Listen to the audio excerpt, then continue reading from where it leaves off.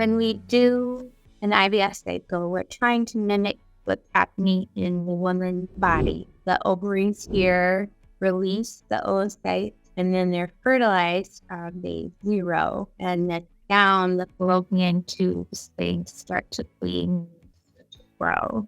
And then by day 5, 6, they're into the uterus. And by day 6, 7, and 8, they're implanting into the uterine lining.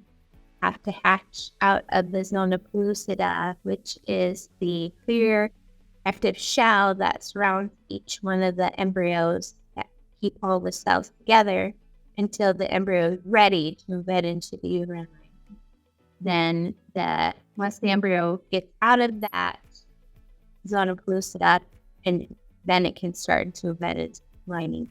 So essentially all of us have hatched. We want to mimic the woman's reproductive tract as much as we can.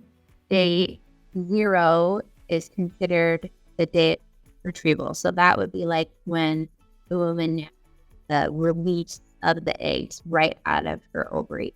And this is what we see right when we get the egg out of the follicle in from the ovary. So all of this mass is just cumulus, and then this dark spot in both of these squares is an oocyte. And then mature egg has this polar body that's right up at the top here at the 12 o'clock position.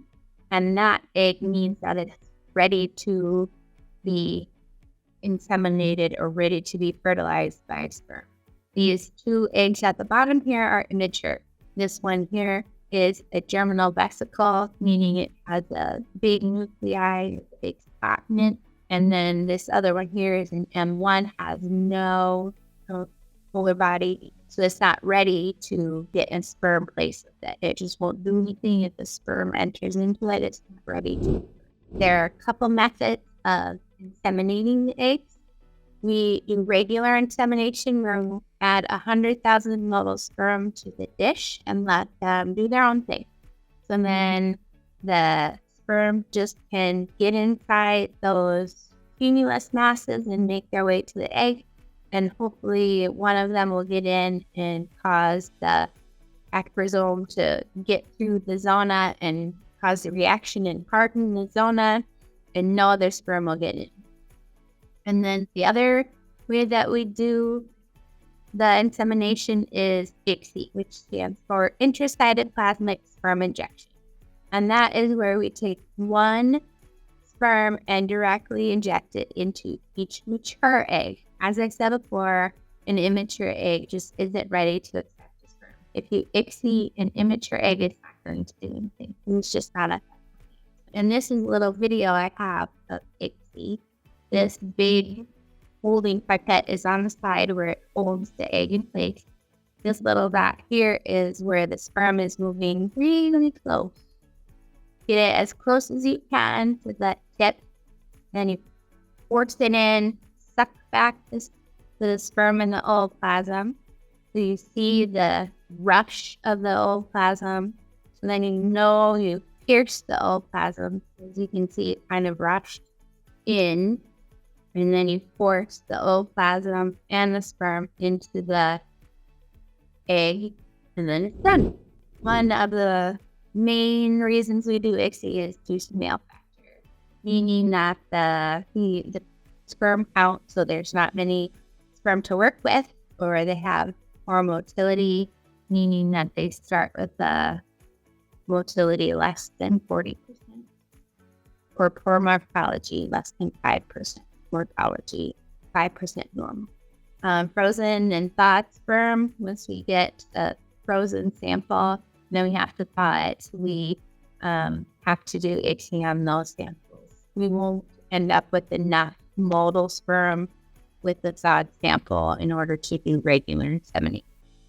Then when we do frozen and thawed eggs, we want to make sure to do ICSI with those because the zona of the eggs can be harder. So then we want to ensure that those eggs can allow the sperm to get through. So sometimes we don't think that the sperm will get through because that's only gets hard if the eggs have been frozen and then thawed.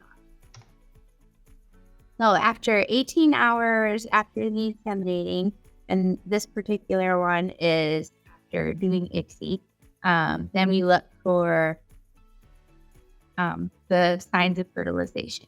It's 2 pronuclei and 2 polar bodies. Obviously then the polar bodies and the pronuclei are one from the male and one from the female.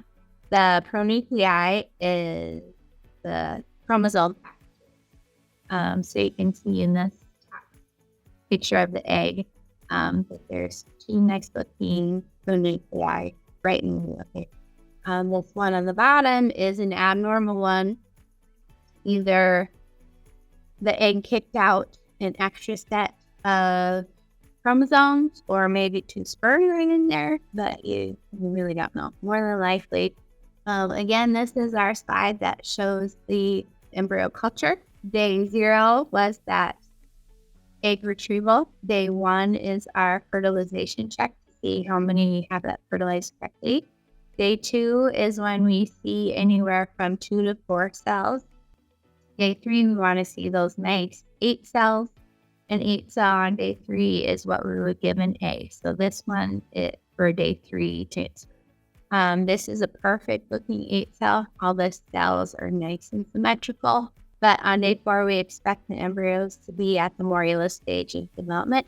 The morula technically means raspberry. So they kind of look like a raspberry. They kind of are the cells are all smushed together, and they're anywhere from 16 to 25 cells.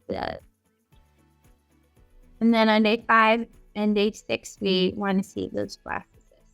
For an embryo transfer on day 5, we want to see the blastocysts. This outer layer is called the trophectoderm layer, and this little ball right here is the inner cell. The blastocysts are on day 5, day 6.